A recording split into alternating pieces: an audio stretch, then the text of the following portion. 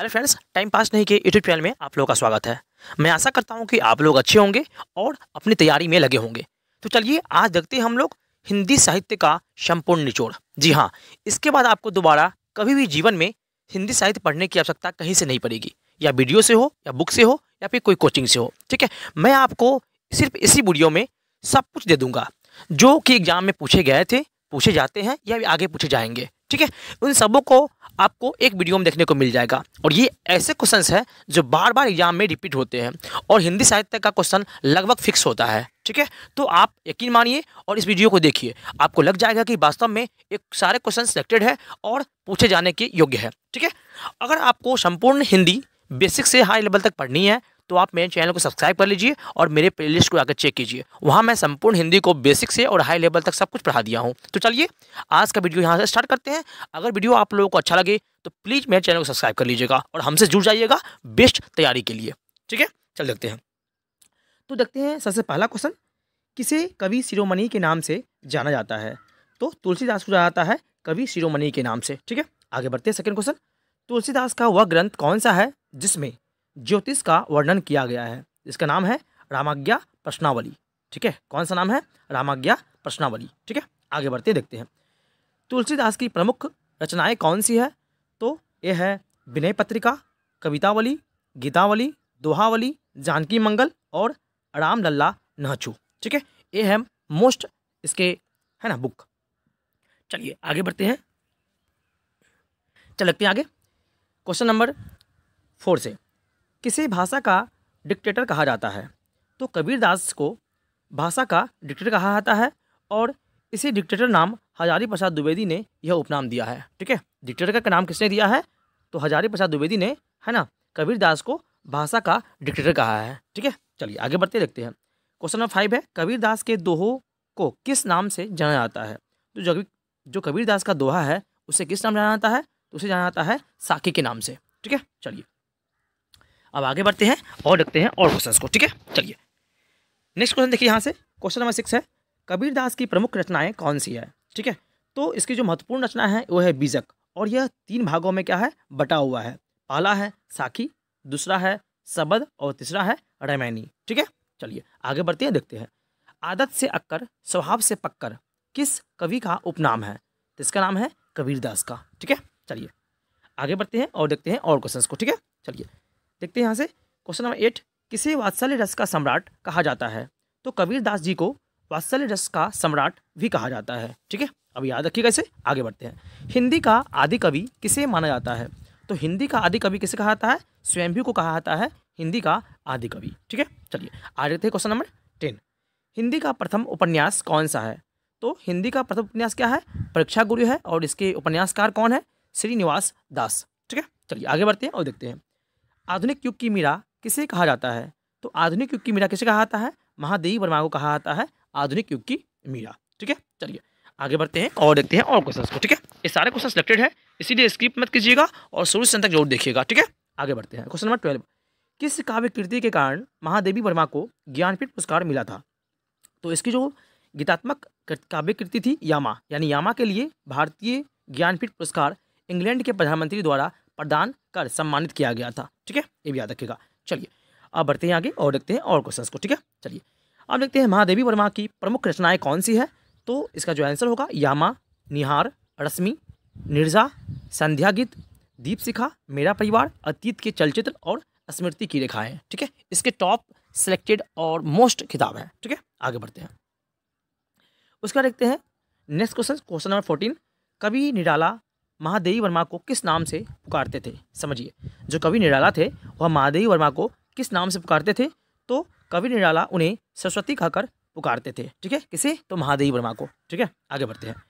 आधुनिक युग के चरण कौन है? तो आधुनिक युग की मीरा बोले तो महादेवी वर्मा, लेकिन आधुनिक युग के चरण बोले तो रामधारी सिंह दिनकर। ठीक है, ये याद रखिएगा आप लोग, इसमें कन्फ्यूज मत होइएगा। ठीक है, चलिए अब बढ़ते हैं आगे और कुछ देखते हैं और क्वेश्चन को। ठीक है, चलिए क्वेश्चन नंबर देखते हैं यहाँ से 15 से, रामधारी सिंह दिनकर की प्रमुख रचनाएं कौन सी है? तो कुरुक्षेत्र है, रेणुका, हुंकार, उर्वशी, रसवंती, रश्मिरथी, अर्धनारीश्वर, रेती के फूल, संस्कृति के 4 अध्याय, भारतीय संस्कृति की एकता। ठीक है, यह इसकी महत्वपूर्ण कृतियां हैं। आगे बढ़ते हैं, देखते हैं क्वेश्चन नंबर 17। हिंदी का प्रथम एकांकी कौन सा है? तो एक घूंट है ना, एक घूंट क्या है? हिंदी की प्रथम एकांकी का नाम है। आगे बढ़ते हैं और देखते हैं और क्वेश्चंस को, ठीक है। चलिए देखते हैं क्वेश्चन नंबर 18 है, हिंदी की प्रथम पत्रिका कौन सी है? तो संवाद कौमुदी। संवाद कौमुदी है वह हिंदी की प्रथम पत्रिका है, याद रखिएगा इसे। आगे बढ़ते हैं, हिंदी के प्रथम गद्यकार कौन है? हिंदी के प्रथम गद्यकार कौन है? तो इसका नाम है लल्लू लाल, ठीक है। आगे बढ़ते हैं क्वेश्चन नंबर 20, हिंदी के सर्वप्रथम गीत लेखक कौन से हैं? ठीक है, ये क्वेश्चन पूछा गया था कि हिंदी के सर्वप्रथम गीत लेखक कौन सा है? तो इसका नाम है विद्यापति, ठीक है। चलिए, इसे मैथिल कोकिल के नाम से भी जाना जाता है, ठीक है, याद रखिएगा। किस कौन से नाम से? मैथिल कोकिल के नाम से। आगे बढ़ते हैं, हिंदी के सर्वप्रथम दैनिक समाचार पत्र कौन सा है? इसका नाम है सुधा वर्षन, ठीक है। चलिए आगे बढ़ते हैं और देखते हैं और क्वेश्चंस को, ठीक है। ये सारे क्वेश्चन मोस्ट सिलेक्टेड है, ठीक है, इसलिए स्किप मत कीजिएगा और शुरू तक जरूर देखिएगा इसको। अगर वीडियो अच्छा लग रहा हो तो प्लीज़ मेरे चैनल को सब्सक्राइब कर लीजिए और ऐसे वीडियो पाने के लिए हमसे जुड़ जाइए। चलिए देखते हैं क्वेश्चन नंबर 22, अपभ्रंश का वाल्मीकि किसे कहा जाता है? तो किसे कहा जाता है? स्वयंभू को कहा जाता है अपभ्रंश का वाल्मीकि। आगे बढ़ते हैं, अपभ्रंश भाषा के प्रथम व्याकरणाचार्य कौन थे? तो अपभ्रंश भाषा के प्रथम व्याकरणाचार्य कौन थे? इसका नाम है हेमचंद्र, ठीक है। चलिए आगे बढ़ते हैं, देखते हैं और क्वेश्चन को। क्वेश्चन नंबर यहाँ देखिए 24, हिंदी के सर्वप्रथम प्रकाशित पत्र का नाम क्या है? तो हिंदी के सर्वप्रथम प्रकाशित पत्र का नाम क्या है? उदंत मार्तंड, ठीक है। इसके जो संपादक है वो है जेम्स हिक्की, ठीक है। आगे बढ़ते हैं, हिंदू पत्रिका के संपादक का नाम है, क्या नाम है? अंबिका प्रसाद गुप्त, ठीक है। जो हिंदू पत्रिका है इसके संपादक कौन है?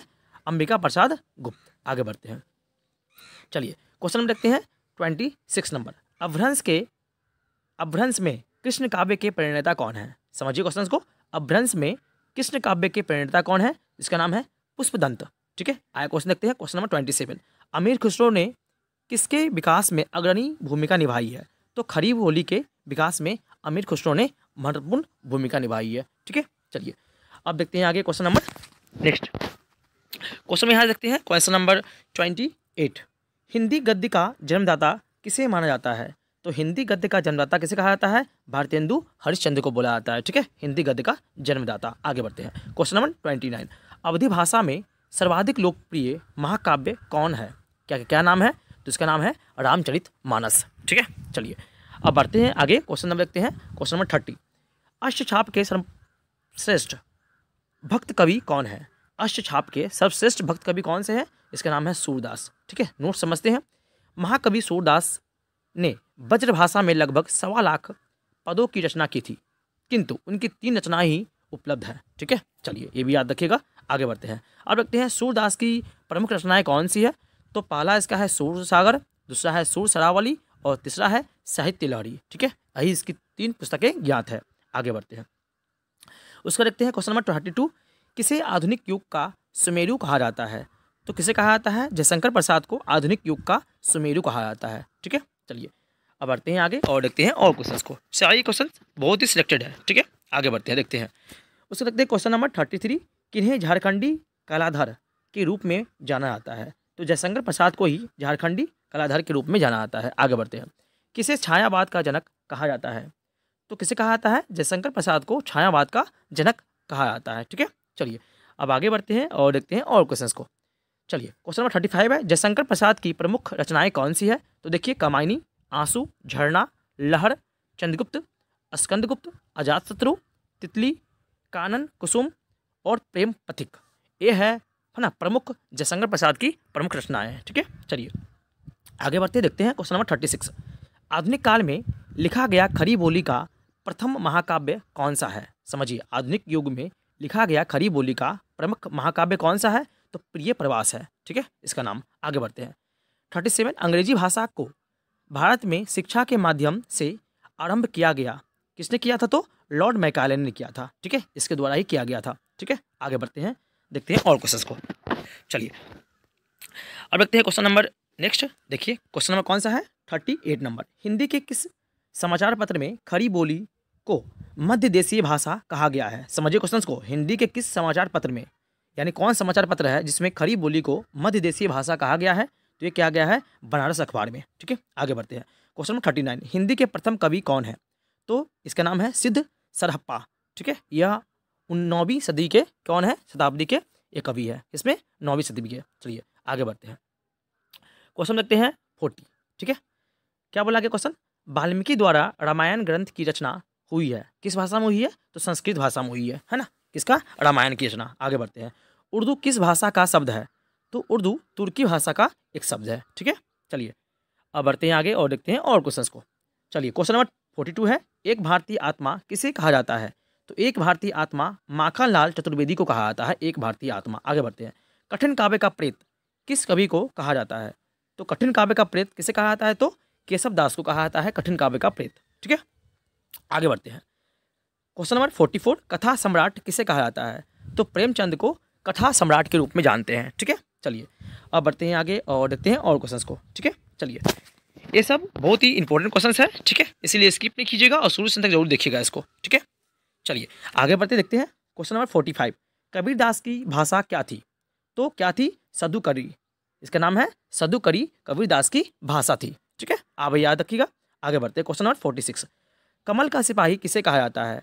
तो कमल का सिपाही कहा जाता है मुंशी प्रेमचंद को कलम का सिपाही कहा जाता है। ठीक है, आगे बढ़ते हैं, देखिए अब देखते हैं आए क्वेश्चन नंबर 47, किस कवि के दोहे को शुक्ल ने हिंदी साहित्य का रत्न कहा है? समझिए क्वेश्चन, किस कवि के दोहे को शुक्ल ने हिंदी साहित्य का रत्न कहा है? तो बिहारी के, किसका? बिहारी के दोहे को। ठीक है, आगे बढ़ते हैं। क्वेश्चन नंबर 48, कवि कालिदास की अभिज्ञान शकुंतलम का हिंदी अनुवाद किसने किया?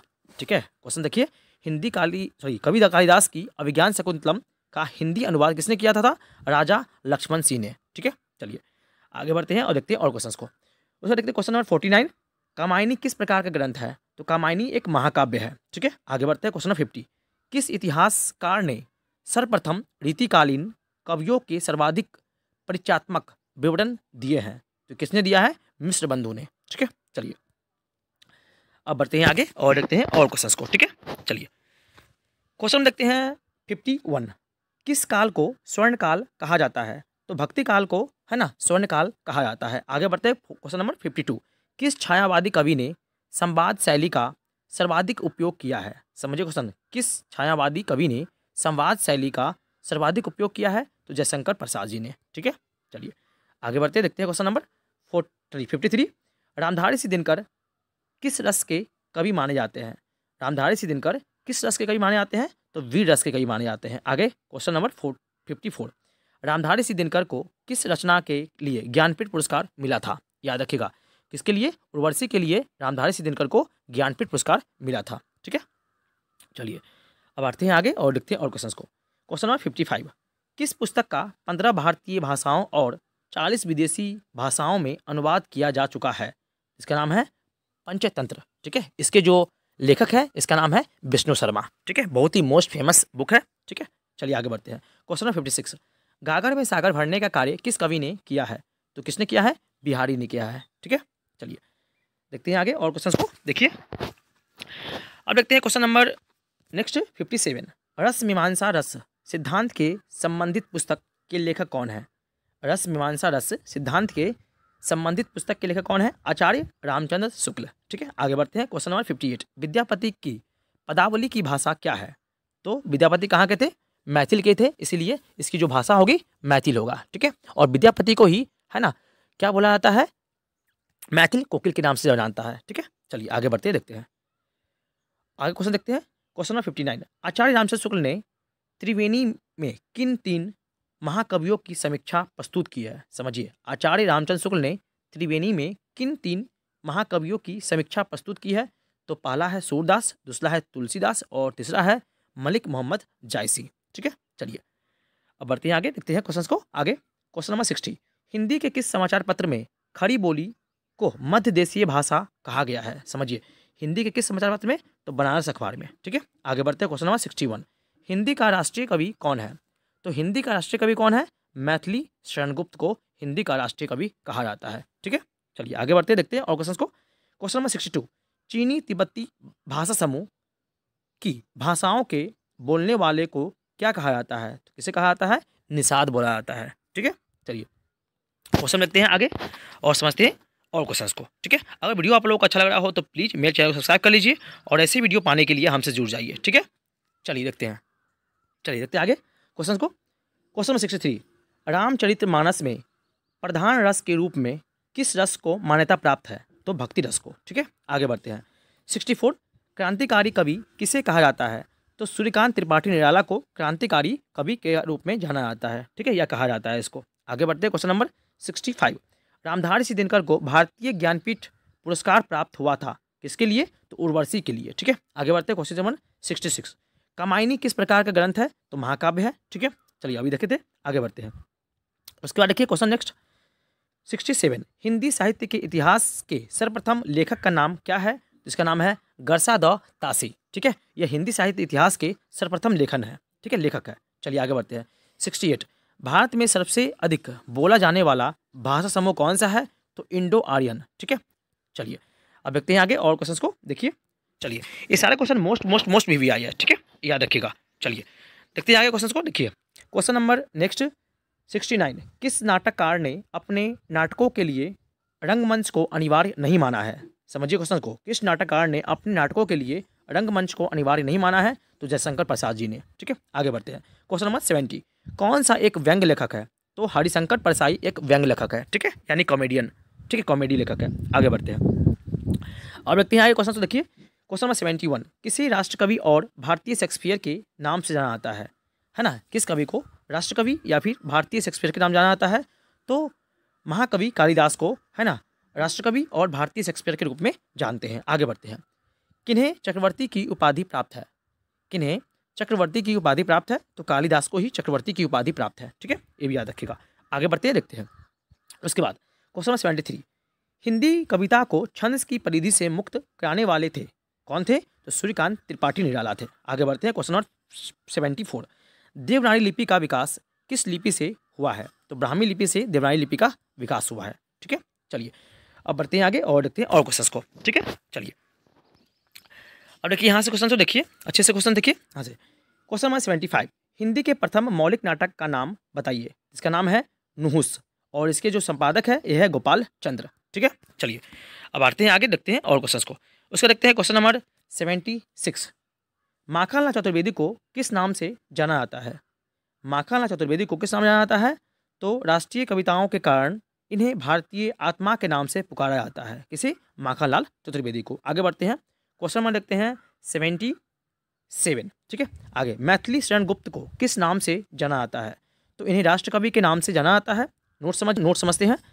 कवि मैथिली शरण गुप्त को साहित्य जगत में कनकलता के नाम से भी जाना जाता है, ठीक है। आगे बढ़ते हैं, चल देखते हैं नेक्स्ट क्वेश्चन, समझिए यहाँ से। देखिए क्वेश्चन नंबर 78। मैथिली शरण गुप्त की प्रमुख रचनाएं कौन सी है?